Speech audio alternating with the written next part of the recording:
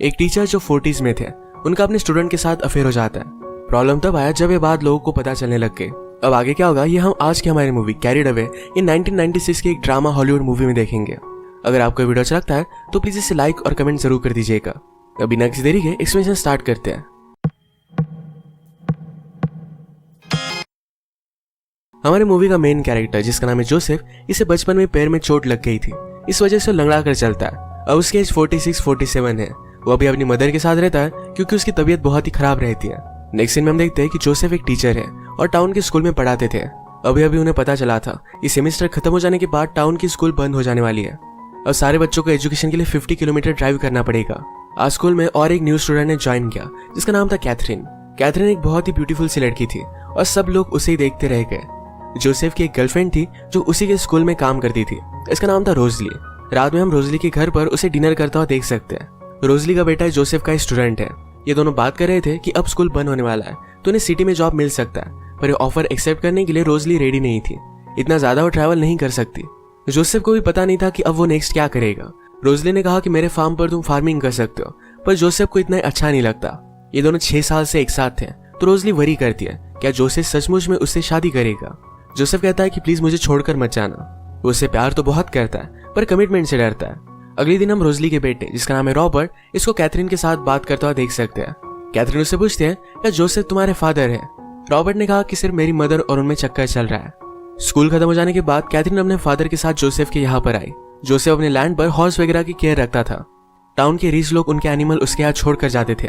Catherine के पास भी एक हॉर्स था तो यही छोड़ने के लिए जोसेफ के पास आए हुए थे। कैथरीन के फादर ने जोसेफ को पैसे दे दिए। कैथरीन इतने जल्दी अपने हॉर्स को छोड़ने के लिए रेडी नहीं थी। थोड़ा टाइम वो उसे राइड करना चाहती थी। उसके फादर को जरा लेट हो रहा था तो जोसेफ कहता है मैं उसे घर छोड़ दूंगा, आप वरी मत कीजिए। फादर के जाने के बाद कैथरीन जोसेफ से पूछती है कि अगर मैं यहाँ पर रोज आई तो क्या आपको कोई प्रॉब्लम है। जोसेफ कहता है कि तुम जब चाहो तब आ सकते हो। कैथरीन ने कहा कि आप बहुत अच्छे टीचर हो। जोसेफ ने कहा कि मेरा लास्ट ईयर है, इसके बाद मैं टीचिंग नहीं करूंगा। कैथरीन पूछती है कि आप दूसरा क्या करोगे। जोसेफ को इसका आंसर पता नहीं था। जोसेफ की एक हॉबी भी थी हंटिंग करना। एक दिन हंटिंग कर वो वापस आया तो उसकी मदर को देखने के लिए डॉक्टर आए हुए थे। मदर को कैंसर है तो उसके पास ज्यादा टाइम अब बचा नहीं है। जोसेफ ने अगर अपनी मदर की फिर से ट्रीटमेंट करवाए तो सिर्फ 2-3 महीने वो जिंदा रहेगी। मदर को इतनी ज्यादा तकलीफ वो नहीं देना चाहता। अगले दिन स्कूल में पढ़ाकर जोसेफ जब घर पर आया तो कैथरीन वहां सोई हुई थी।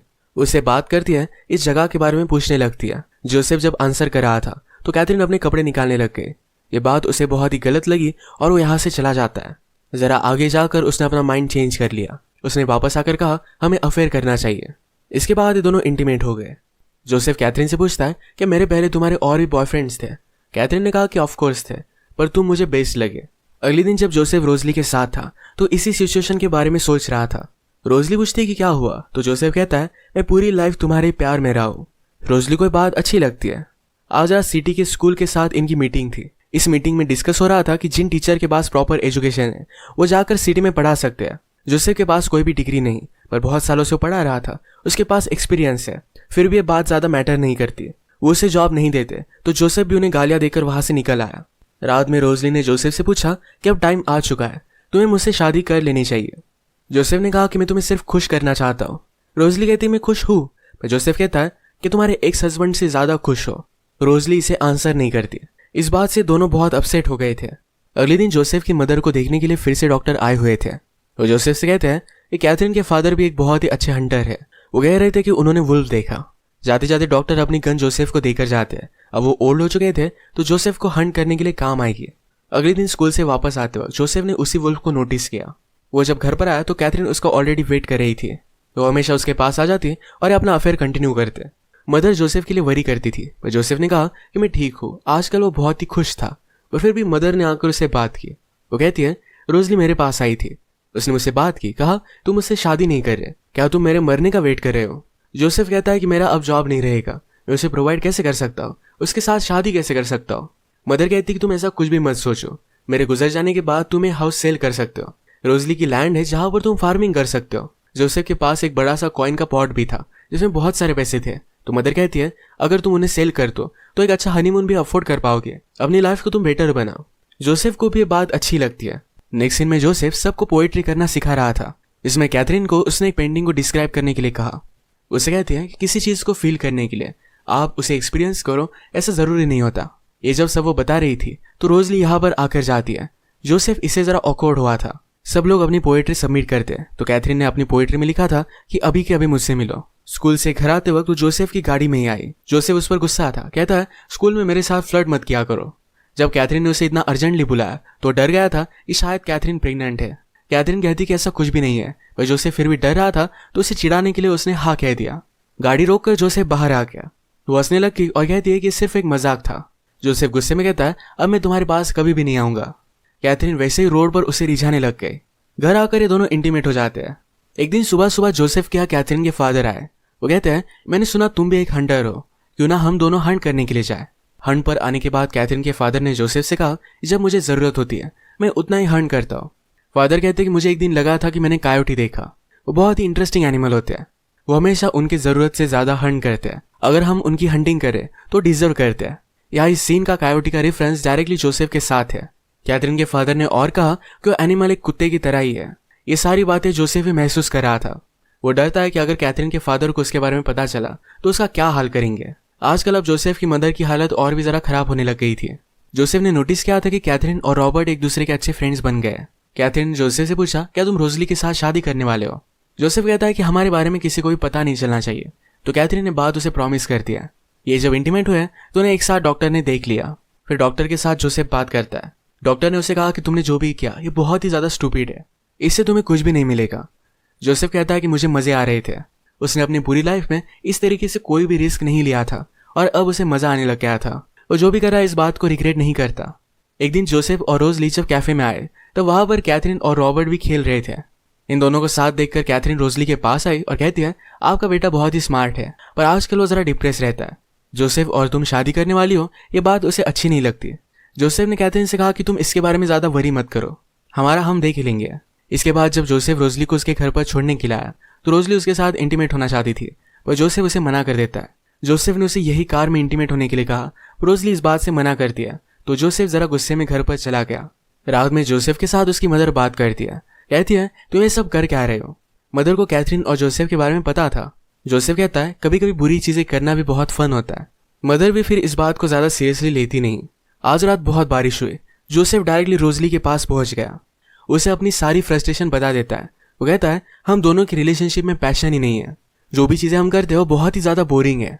मैं तुम्हारे साथ अलग अलग प्लेसेस घूमना चाहता हूँ, जैसे तुम अपने एक्स हस्बैंड के साथ थे उसी तरीके से मजे करना चाहता हूँ। उनकी बोरिंग रिलेशनशिप से वो तंग आ गया था। एक्चुअल में जोसेफ जब 18 साल का था तब से रोजली से प्यार करता है, पर रोजली जोसेफ के फ्रेंड के साथ थी। उसी के साथ उसने शादी की थी। उसका हस्बैंड फिर वॉर में चला गया और उसकी डेथ हो गई। जोसेफ अपनी पूरी लाइफ रोजली को अपने फ्रेंड के साथ देखता आ रहा था। वो हमेशा उनसे जेलस होता। अब जब रोजली उसके साथ थी तो हमेशा एक लाइफ जो उसके साथ उसने इमेजिन की थी ये वो जीना चाहता था।